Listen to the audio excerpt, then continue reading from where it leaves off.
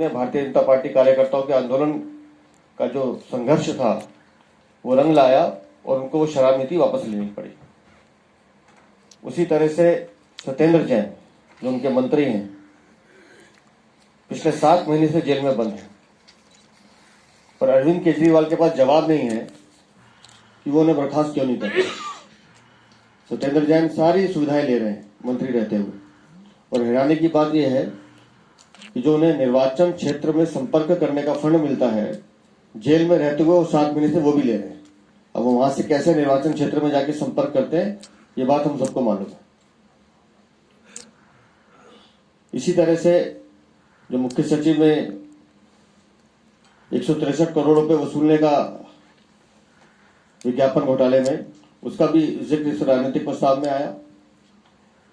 कई घोटाले हैं जिसकी चर्चा माननीय रामवीर सिंह जी भी करेंगे।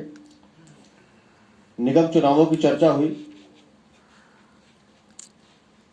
हम 104 सीटें जीत कर आए, वो 134 जीत कर आए, उसके बावजूद वो मेयर नहीं बना रहे, उस विषय की भी चर्चा हुई।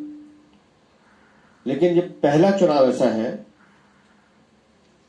जिसका उल्लेख मैंने कार्यकारिणी में भी किया और यहां भी बताना चाहूंगा।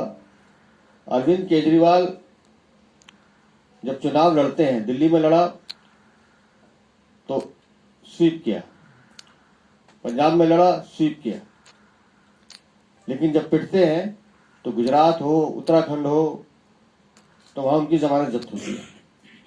ये पहला चुनाव ऐसा था जिसमें उन्हें संघर्ष करना पड़ा।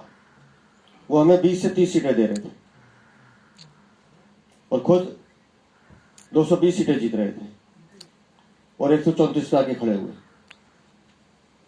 तो उसकी खींच उनसे अभी तक मिटाई नहीं जा रही, और उसी खींच का नतीजा है जो सदन में, नगर निगम के सदन में हमें देखने को मिलता है। तो भारतीय जनता पार्टी कार्य समिति में यह बात भी हुई कि दिल्ली की जनता ने भारतीय जनता पार्टी को नहीं ठुकराया है। 104 सीटें देकर उन्होंने भारतीय जनता पार्टी के काम को मोहर भी लगाई है।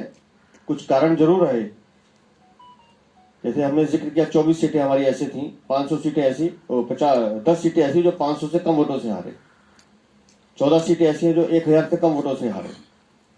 तो अगर थोड़ी सी मेहनत या जो कमी हमें लगती है थोड़ी सी दूर कर ली जाती तो दिल्ली का परिणाम कुछ और होता। उसी तरह से माननीय अनुराग जी ने केंद्र सरकार की योजनाओं के बारे में बताया। उन्होंने कई उदाहरण देके बताया कि किन किन योजनाओं को लेकर हमें और नीचे जाना चाहिए। कुछ सुझाव उन्होंने रखे संगठन के लिए और बड़े सहज रूप से सभी कार्यकर्ताओं ने उसे स्वीकार भी किया।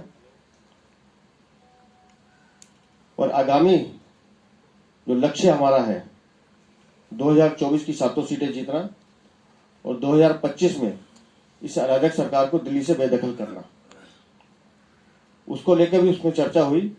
और अभी संगठन के जो काम है, हमारा जो रोड मैप है आगामी 6 महीने का, कि हमको किस दिशा में क्या क्या काम करने हैं, उस पर विस्तृत चर्चा तो कल हुई थी, लेकिन अभी विस्तार से चर्चा भोजन के बाद होगी। तो वो विषय भी हम आपको बाद में उसके डिस्कस कर लेंगे या चर्चा कर लेंगे, जैसे भी हरीश जी या प्रवीण जी तय करेंगे, या उसकी रिलीज आ जाएगी, महामंत्री जी बता रहे हैं। तो मैं एक बार राजनीतिक जो घोटाले हैं या जिसमें राजनीतिक वृत्त है, उसके लिए मैं माननीय रामवीर जी से, विधुड़ी जी से निवेदन करूंगा। आपने कुछ कहना? विधुड़ी जी से निवेदन करूंगा कि वो अपना विषय रखें। दिल्ली प्रदेश भारतीय जनता